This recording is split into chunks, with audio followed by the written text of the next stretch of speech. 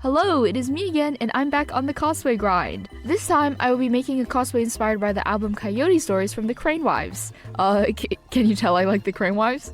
Can you? I'm making this cosplay to go to Ren Fair, so it's gonna be under a little bit of a time limit again, but you'll get to see how that goes. Initially, I wanted to go through this cosplay and another related one, but I really don't want to edit a 40-minute video again, so consider this video a part 1. That's all I have to say. Let's get started now. So, the way I'm actually going to make this Coyote Stories mask is I'm going to 3D model it, then UV unwrap it, and then transfer that pattern onto foam and then make it with foam. I actually learned Blender basics a few months ago. Here's my coveted donut animation for proof, which means I am morally superior than all other 2D digital artists now, and I have to flex it, of course. So I say that, but then I do go running straight back to digital art now because I need to start off with a really basic front and side view drawing to emphasize the head shape.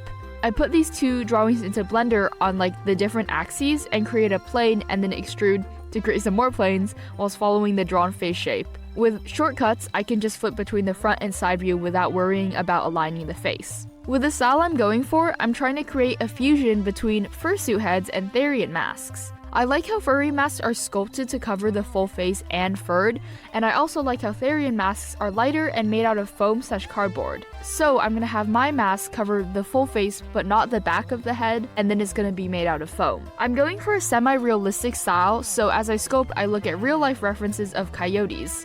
I still don't really know the visual difference between coyotes and wolves other than the mischievous aura emanating off of coyotes, but I'll know one day. During this modeling process, I heavily referenced Kamui Cosplay's Blender modeling tutorial and their tutorial on transferring 3D models into foam. I strongly recommend watching those videos because they go far more in depth into the modeling process. Remember to take what I say with a pillar of salt because I'm more of a mortar and pestle than a blender right now. That's to say, I don't really know what I'm doing, but we learn every day. Also, I really don't know why, but when I start running OBS and Blender at the same time, it sounds like my computer's trying to put its motherboard into a food processor and achieving flight at the same time. Here's some real-time footage. It was a little rough, and I just think Krita would never do this to me, but alas. As I sculpt, I want to emphasize the cheeks, brow ridge, and depth of ear. I feel like I forget the dimension of these things sometimes as a 2D artist, so I'ma keep it in mind. As I sculpt, I also do want to be aware of topography. That's basically how the little squares are arranged, I think. This is my first time creating this type of mesh, so I read up a bit on what makes good topography. I kind of still don't really know, other than that there's a general vibe around it that puts you at ease. See how this makes you feel happy and this doesn't? Something like that. What I've seen is people generally start by modeling the eye and then like making rings around it like a spider web. And throughout this process, you want to stay working with quads. And I know the audience this is going to attract, so I'll clarify, not that type of quads, but rather the surfaces/faces with 4 corners. Sometimes faces with 3 corners called tries are okay too, but I think those are harder to unwrap or like model. I don't really know. After everything, here is how the coyote mask turned out. I think it's pretty good. Now that we're done modeling, it's time to UV unwrap. I've heard a lot of ominous things about this stuff, but I know no amount of fear will keep me safe from it. So let's go! According to Kamui Cosplay, UV unwrapping works very well for creating foam templates because if you mark the seams appropriately, there's gonna be minimal distortion when it's flattened to create the template. Like the topography, I also went off of vibes for this, and I just try to mark seams where there would be corners in the sculpt. So like where the brow connects to the forehead, the ears to the main head, and the top of the muzzle to the sides. I also keep in mind, since this is my first UV unwrap, if it sucks, I can just redo it. After I'm done with the seams, I press random buttons until it's all unwrapped, and then I can see in this side part. So UV unwrapping is generally meant so you can put a texture on this left side and it shows up on the right side being minimally distorted. In my case, I'm going to create a new drawing and then start making markings and labeling the pieces. This is laggy as sin and it takes forever and default Blender brushes aren't even that good, so I'm gonna be crawling back to Krita now. In Krita, I clean up the lines and outlines of the shapes and they're beautiful and clean now. Now here is one of the parts I'm a little fearful for, in which I somehow take my 2D pieces, which have no relation in size to the real world, and size them so that when constructed, they'll hopefully fit onto my face. This is a long freaking process, so I'm just gonna summarize it. I measure my face size, which corresponds to my face size on the drawing. Then I put a ruler in the drawing on the 3D model and then size appropriately. Keeping the size of the ruler, I move over to the biggest quad possible and measure one side of it. Then I go to the same side on the UV unwrap or the 2D pattern. Then I size the ruler accordingly to that size. Then I create a 1-inch square for reference, drawing off of the ruler. And then I make a paper-sized document on Krita. I put the UV unwrap pieces on that document, making sure that the 1 inch matches the actual paper size.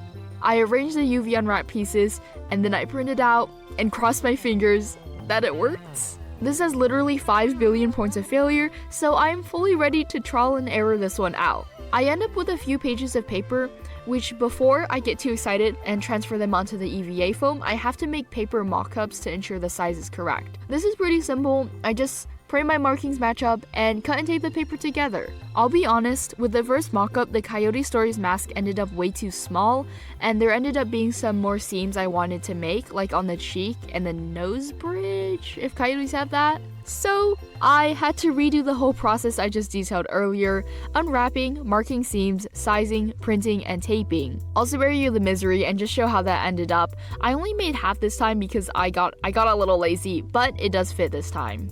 My only complaint is that the ears are a bit wide, so I'm just gonna freestyle the pattern when I make the foam final. So once more, I spent 5 million years cutting out the paper pieces, and now it's foam time!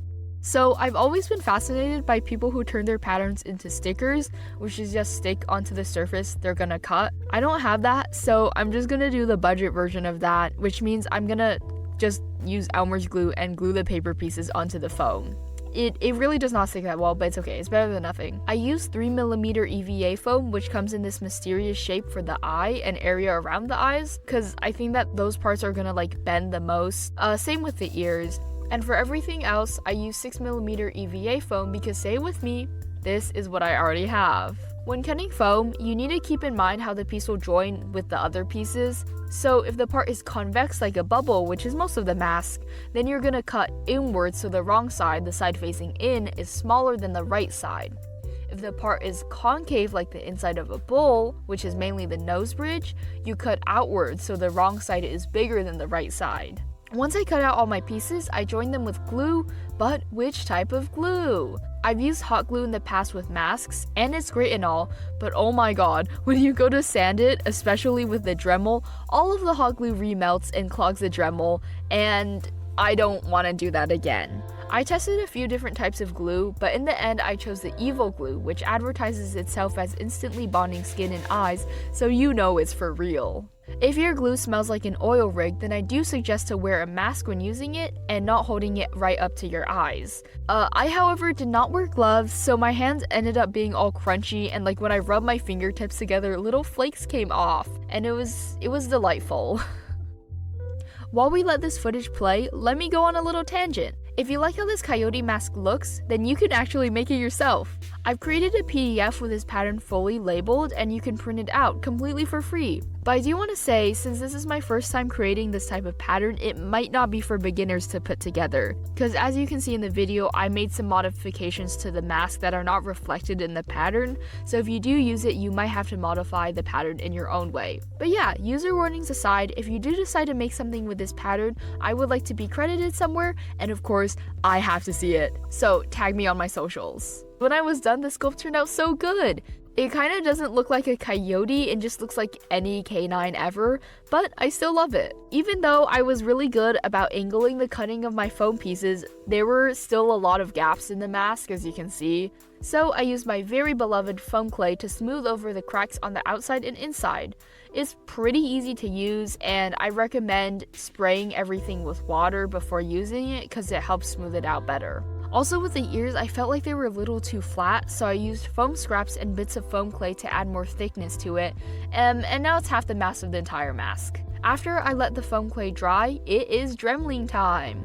Remember, when sanding or using the Dremel, wear a mask. The little bits of foam get everywhere, and the foam ended up getting all over my clothes and even on my freaking eyelash line, but not my lungs, because I wore a mask. So with this mask, I'm not furring or putting felt over this mask, I'm just gonna be painting it, so when I Dremel, it has to be as seamless and smooth as possible. And I say that, but I really couldn't Dremel away some of the seams, so my excuse is that this is meant to be a wooden coyote carousel animal, so any visible seams are just because the construction of the wood was like difficult or something. I also added in wood grain, so it looks more wood-like, and hopefully the seams are not as obvious. Also, I was looking at some of Goblin Art's masks, and I really like what they did with this fox mask right here, so I decided to add some dots and streaks along the mask. This is so when I paint it, it can be like a little bit more elevated and have some more depth. Now that I have everything sanded, I've been delaying this step a little bit, but now that it's time to paint, I gotta finalize the mask appearance. So my main idea for the coyote's patterning is to look like a carousel animal, which I believe is what the coyote in the album is based on. I want it to look gaudy and extravagant, but not have colors and lines just for the sake of it. So I'm also obviously going to reference the album and motifs that are present in it and try to like sneak as many of those little symbols in as I can. I say all that, but I have no idea how to start, so I compiled a mood board, which is what cool artists and Pinterest girlies and both at the same time do. As I mood board, I realized that designs that have a lot of noise and details look nonchalant because you just take all the details in at once. But in reality, these designs are actually pretty hard to make because you need to balance spreading out details without making it too uniform and having enough recurring symbols that it looks varied but not chaotic. I also wanted there to be like different base colors, like you see how wolves have different base colors, and then having symbols on top of those colors. So I took inspiration from Sweet Tooth on TikTok for their Therian mask ideas, especially the way they layer colors to create noise. I don't freaking know how to do this, so you just see me trial and erroring through the whole thing. However, something I try to keep in mind is letting blank space be blank space. Not like Taylor Swift, but you know. So it's okay if some parts of the cheek are emptier or there's a large swath with the same base color. Adding detail everywhere will just make the mask be too much and it might look too uniform as well. Before I start painting, I prime the mask with purple spray paint, because that's just what I have, on the outside and inside, and then paint it white. I prefer to start with white because it takes less coats of paint to turn a light color dark than vice versa. Unfortunately, I don't know how to access the color picker option in traditional painting, which means I have to hand mix all the colors like my ancestors did. It's okay, because eventually I did get the colors I want. When mixing, you always want to mix more than you think you need because it's worse to run out of color and have to mix it again, in which it's really likely that the shade is slightly off, so then you paint with just like a different shade, than just wasting a little bit of paint. I absolutely kept the mix more than you think you need tip in mind, so you can enjoy this time lapse of the paint slowly running off the edge of the cardboard. But luckily, I have a limited color palette, so I only had to mix 4 colors. I love skipping to the craft store and looking at all of the special paints, so over time I have amassed a lot of metallic, duochrome, sparkly, etc. paints, which I absolutely dumped in the colors so everything is slightly sparkly, although it's hard to see on camera. With a few brushes in hand and some water, I put Coyote stories on repeat in the background, as I should, and sat down and locked in. It was really peaceful painting actually because I just copied my digital drawings from earlier. I tried to sneak as many symbols as I could into the design, and here are some of my favorites. There's the tongues and teeth on the top of the head overlaid onto ribs with like the dots being the backbone, the little spaceship harbored on the cheek, and this one is a little hard to see, but there's a bone being broken inside the ear, which obviously references one of their unreleased songs, Bone Breaker. I really like that song, and you can listen to it on YouTube. After a while, the base colors are all done, and I finish it off by dry brushing a little onto the extremes, but I also didn't do that much because I freaking kept messing it up, so I'm like, yeah, that's enough dry brushing. Also, I could not resist making some spots glow in the dark, so although it's faint, you can definitely see it. And I also put on a few layers of interference blue. This is a clear paint, but when the light hits it, the highlights are this magical shade of blue, and I really like it. I put interference blue on everything, it's great. Last but not least, to protect my paint job, I hit it with a few layers of good old Mod Podge. And here's how the mask looks with the paint all done. I'm making time. So I have every fabric known to man except for the eye mesh that fursuiters actually use, so I experimented with a few different meshes I already have. Eventually, I settled on stretched out tights. So I start by making an eye frame, which I basically trace the eye hole and then cut a ring of foam out following it. The tights are also layered with an acetate sheet I found lying around. This is just to protect the fabric in case I poke it on accident, because tights are pretty fragile. The only problem with this is that it freaking fogs up so easily, but there's ways to avoid it, like putting soap or anti-fog solution on the acetate. Then I glue my tights fabric on, trying to stretch it a good amount, but honestly I just eyeballed it. But once dried, I paint it black and sort of pat it, because you don't want the surface tension of the paint to waterlog all the little holes in the fabric because you can't see anything. This does make my hands look like they yearn for the mines, but it's okay, I give up my sight to see. Then I use a dry brushing technique to paint the outside, and in this case I want to have a dark blue glittery base and little stars and moons. Once I've decided I've added enough glitter, I glue on the acetate and some velcro to attach the eyes to the head. I did this part later, but I also took a long strip of fabric and just glued it onto the inside of the mask to help attach it to the head. And I'm done with this mask. Also, by the way, does anyone know a name for the coyote in this album? I know the fox in fox lore is called Copernicus, but if this coyote does not have a name, I will tentatively name it Selene. But if this one already has a name or you have suggestions, you can give them in the comments because I would love to hear them. For the outfit, I hit up my local gay thrift store, and here's what I got. I got this cream baggy button-up, which is a linen rayon blend, these straight-leg blue pants, which make me feel like the Beyond Beyond Beyond girl, and if anyone asks, it was totally intentional. I got this cool woven cotton fabric, and I do have a concept of a fathom of an idea of a plan of what I'm gonna do with it. Also got an entire curtain, which once more I am gonna modify, a funny belt, and this absolutely 100 polyester long scarf. It has little pearls on it, which look like stars, so I just had to. Also remember, thrift shops usually do not wash their clothes, so when I went to wash these clothes, the linen pants bled like a Krita washable. The bathtub looked like I murdered a smurf. I am terrified of washing these pants now. Also, you never know when this will happen to you, so I do suggest hand washing all thrifted clothes first, because if I put these pants into a washing machine, it would have likely stained all of my other clothes. Remember this fabric from earlier? Before I do anything with it, I'm gonna interface it, which means I take this fabric with little bits of glue on it and iron it to the original fabric. So when I cut it, I pray and I hope that it does not start unraveling by the crane wives. And now I turn it into fingerless gloves. I start by making a hand pattern, tracing where I want it to go. Then I measure various parts on my hand like my wrist, have that measurement, and then mark it on the drawn outline. This is so it fits to my real hand. I cut out 4 pieces of the hand pattern, making sure that 2 are mirrored because, you know, like left glove, right glove, and sew it together. Also, really importantly, I zigzag stitch the raw edges because I can't do a rolled hem on a fabric this thick. Although a little unraveling by the crane wives is good, too much just becomes a hard sell. Initially, I was like, please, I don't want to sew a closure, it takes too much time. But then I had to bite the bullet and I sewed on these cute little acorn buttons. To connect it to the other side, I sewed deerskin loops, which were so hard to sew through, but in the end it was totally worth it. The gloves are secure, and although the button closure is a small detail, I think it adds a lot. Oh, also, since I'm a little too lazy to make actual fursuit paws, I want to make a knot to that by sewing on a paw shape to the underside of the glove. I just hand sewed it and it was pretty simple. And here's how the gloves look.